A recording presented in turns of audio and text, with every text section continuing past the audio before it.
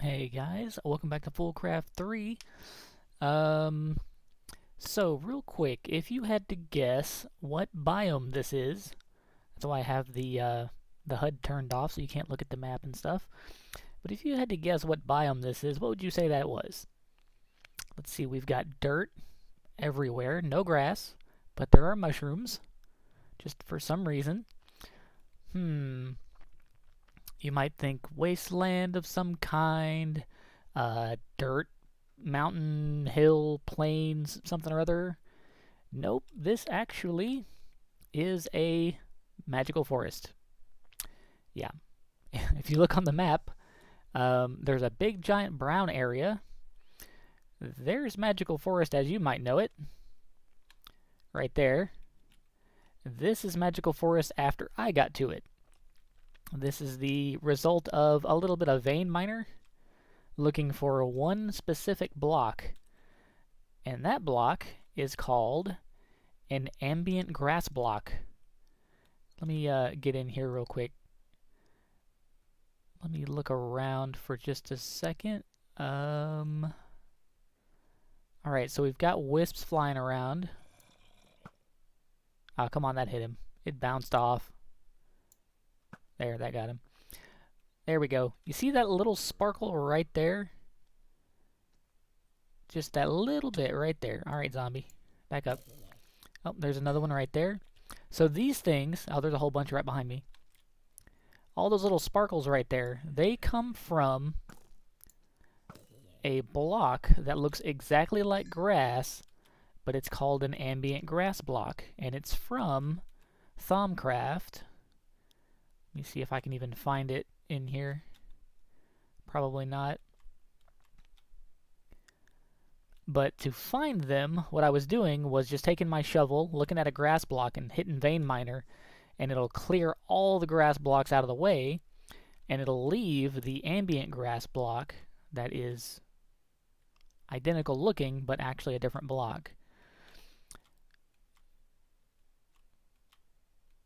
But anyway, that's where those little sparkles are coming from, and I found that out just kind of on accident, more or less.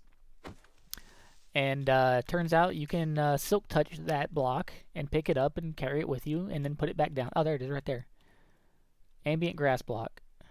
So this pick has silk touch on it. We're going to grab this one. My shovel does not have silk touch on it. But anyway, there it is. Ambient grass block from FoolCraft. And then all those little sparkles won't show up right here anymore. But the sparkles don't come from this block itself. It actually needs vanilla grass blocks nearby, and the sparkles come out of those. So it's kind of like a particle generator that affects nearby grass blocks. But anyway, I flew off down there and vein minered all the grass out and got like 80,000 dirt or something like that off that top layer, and then picked out all the ambient grass blocks and brought them back to the house. And when we get back over here, I'll give you an update on the singularities. I've got everything up to brass, and I'm more or less just waiting on Foundry to make my brass ingots for me. But I figured I'd show you guys this ambient grass block because I'm I'm using them for decoration here in my base. So they're all in here. I kind of spoilered this several days ago. See all the little sparkles? This room is actually checkerboard with ambient grass and vanilla grass to make basically half the room is making particles and half the room is actually producing the particles. So it gets super shiny in here. And then I'm going to do the walls in some kind of black. I've just got black concrete on the ceiling for now. And I've got a dread lamp up here that produces light and also prevents the spawning of squid and bats and passive mobs in a little bit of an area. Because I was going to have this room pitch black with all the little sparkles flying around. But then actual mobs will spawn in here. So, yeah. That's just preventing squids from spawning kind of like right there. But if we look outside, don't know if you guys can see it. There's sparkles out here too because of the grass up on this hill. So yeah, lots of particles going on. And my particles are actually turned off right now. But the neat thing about these is if you're not looking in their direction, they don't generate particles, I think. Because if I leave and do something else off somewhere and then come back, the particles start generating like when I get here. They don't generate all the time. So anyway, it's really cool. If you watch them, they kind of float up, and then they hit the ceiling, and then they kind of like scoot along the ceiling a little bit, trying to get a little higher. And then they get kind of stuck up in here. Not that one, that's a waypoint. But yeah, they're kind of cool. So I'm going to do the walls in, I don't know, some kind of black, just to make the whole room really dark looking, even though it's going to have lights in it, just so these little particles stand out a lot better. But anyway, here's an update on the singularities. There's the bronze. That didn't take too long to make. I used the alloy smelter for the bronze. But the brass, you can either do alchemical brass using FoolCraft methods, or you can do what I'm doing with Foundry and mix up a whole bunch of brass in the Foundry stuff. I am missing a a copper. Here we go. Toss that in there. So yeah, 3 copper and 1 aluminum makes brass.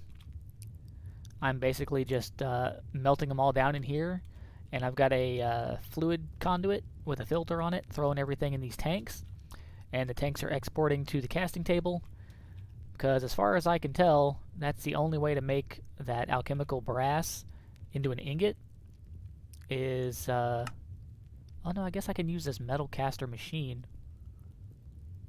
Uses RF. How long does it take though, I wonder?